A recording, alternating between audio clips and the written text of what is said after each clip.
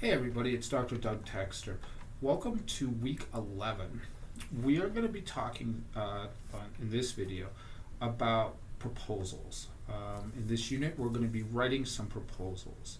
Okay, so first question you might have is, why do I need to learn how to do this stuff? That is a very good question. I've got a pretty good answer for you.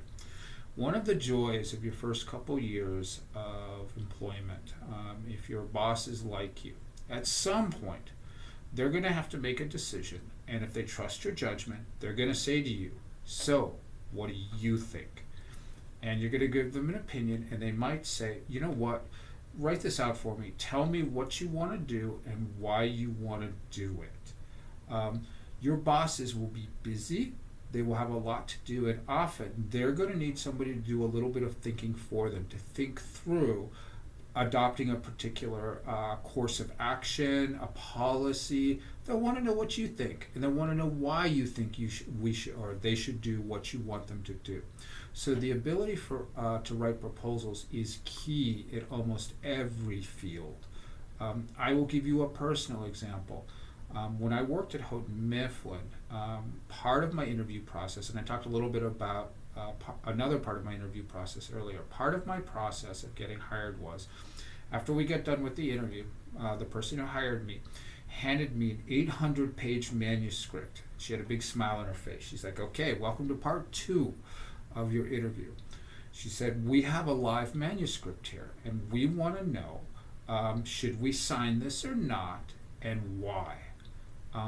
If you think we should, tell me why. If you think we shouldn't, write the rejection letter to the author. She's like, it's due in 2 weeks. I'll see you soon. So I walked out of the office in Boston with this big box under my arm, went home, and started reading. And I compared the project with other projects they had published. I compared the project with some of what their competitors had done. In the end, I decided to reject it. And I wrote a rationale about why we should reject it. And then I wrote the rejection letter. I thought all this was part of sort of a extended game that, this was all just part of determining whether I would get hired or not. So I brought it all into Boston, gave it to the office secretary, and they said, we'll let you know when she's had a chance to take a look at it, and we'll talk to you soon. So I went home and I waited. About a week later, I got a phone call. And the first question I was asked was, when can you start? And I'm like, whoa. She said, you got it exactly right. It's what I would have done. You rejected, and you should know your rejection letter's on the way to the author. They actually used it. So my ability to determine a course of action and execute on that action was key for me for getting that position. You will be asked to write a lot of proposals, to give a lot of opinions after the first couple years of your career, and your ability to be able to suggest a good course of action is key. So that's why it's important. Okay, now let's talk a little bit about the format we're going to be using. This week you're going to be doing a brainstorming, thesis and because statements, and let's talk about the entire format of the proposal you'll be writing. You're going to start with a thesis and because statement. Let me work from my own experience. So we should sign this book because. Now, this because statement, there are many because statements. You could say, because we think it'll make a lot of money, because we think it's good for the list, because we think it will change the discipline in a certain direction. Okay, or change the direction of the discipline. Each one of those is a thesis and because statement that could be the basis of an entire proposal. Each one of those is separate. So when you write your thesis and because statement, let's say you say that we should sign this manuscript because it'll make us a lot of money. There are 3 reasons why it will make us a lot of money. The first reason it will make us a lot of money is, the second reason it'll make us a lot of money is, the third reason it'll make us a lot of money is. Okay, that is the way you would set up your opening paragraph. Think of it as kind of a summary of what you're going to propose and why you're going to propose it. All right. Then you have to think to yourself, when you are doing your thesis and because statement, let's go back to, you should sign this because it'll make you a lot of money. You go, the first reason it'll make us a lot of money is lots of people will buy it. Second reason is it'll expand the market.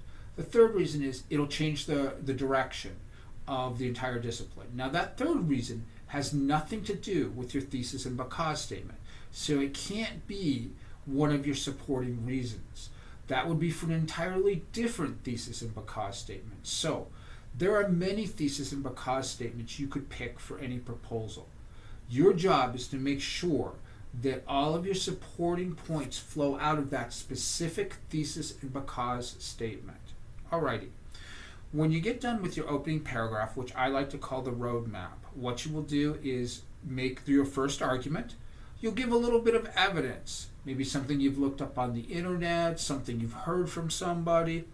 Then you explain how that evidence supports your point. Well, this shows us that. Then you're going to anticipate a counter argument. This is key because your boss is always thinking of, okay, this is a good plan, but what's wrong with it? So do the jump ahead and go, okay, so you might say that some people might argue that. Think about what that counter argument is, write it out, and then respond to it.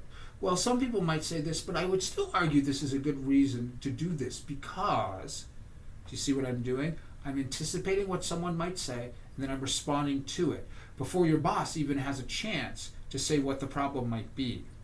Then finally, I'll summarize my point and go to make a transition to my next paragraph. I'll do that till I get to the end. Okay.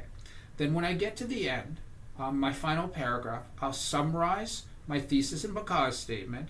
You should sign this project because it'll make us a lot of money. There are 3 reasons why it'll make us a lot of money. First, second, third. Okay. Then, this is the hard part. You're going to have to think about the stakes of the argument. Okay, so we'll make a lot of money here.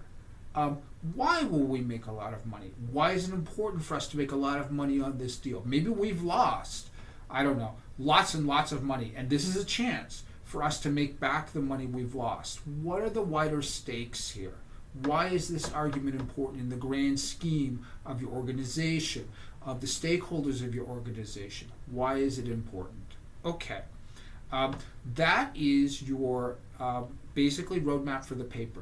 This week, you're going to be doing a brainstorming activity, talking about both some thesis and because statements, generating some of those, and thinking about the stakeholders of your argument.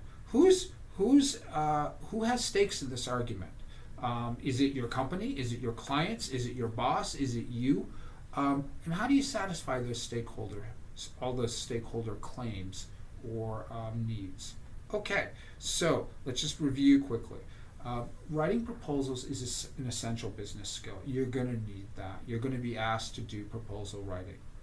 The format I'm going to ask you to use will be a roadmap paragraph that has a thesis and because statement and 3 supporting points. Each of your supporting points must be in the form of a sentence. You have a body paragraph with a argument, evidence, explication or explanation, anticipation of counter-argument, response to counter-argument, summary, and transition. When you get to the end, you will have a restatement of the thesis and 3 main points, and then you're going to say, what are the stakes of this argument? Why is this important? Okay. Take a look at the instructions for the brainstorm for this week, where you're going to generate multiple thesis and because statements, and then for next week, you're going to pick one, and you're going to write your proposal. Okay. Have fun this week with your thesis and because statement, brainstorming exercise, and thinking about stakeholders. Have a great day, you guys. Bye.